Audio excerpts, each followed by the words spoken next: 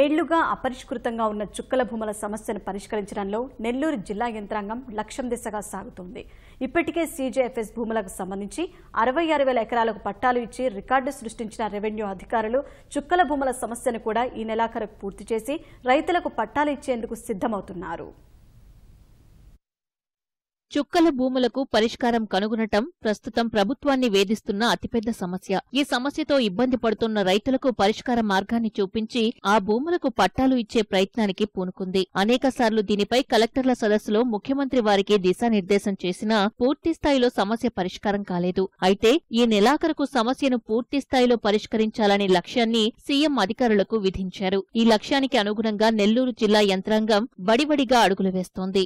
ఇప్పటికే రైతులు సమస్యపై ఫిర్యాదు చేయకుండానే సుమోటోగా స్వీకరించిన అధికారులు 45,000 ఎకరాల్లో సమస్యను పరిష్కరించారు. ఇప్పుడు కొత్తగా మరో 11,000 అర్జీలు రాగా 5,000 వినతులు సక్రమంగా లేవని తేల్చారు. మిగిలిన వాటిని ఈ నెలాఖరుకు పరిష్కరిస్తామని తెలిపారు.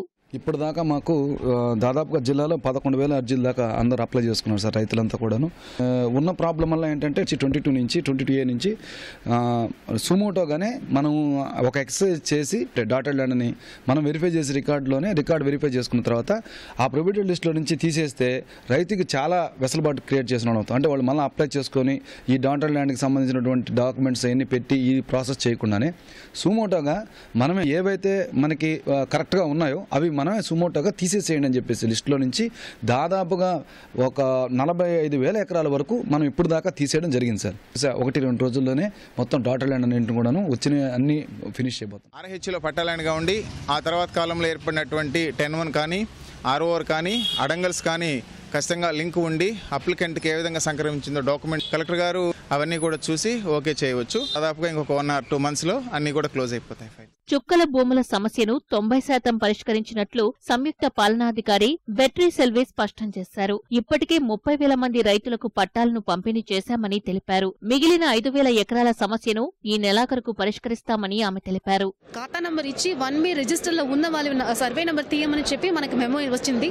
సో అది బట్టి మేము 19,000 సర్వే నంబర్లు తీసేసాము. ఆల్మోస్ట్ 42,000 ఎకరాలు. సో ఇంకా బాకీ ఒక 30,000-40,000 ఎకర్స్ ఉన్నాయి. దాంట్లో ఇంకా చేయగలిగినవి ఓన్లీ 5,000 ఎకర్స్. బికాస్ మిగిలిన దేనికి 1B రిజిస్టర్ లేదు. మనము DKT పట్టా కానీ అలా ఇచ్చి ఉన్నాం గతంలో.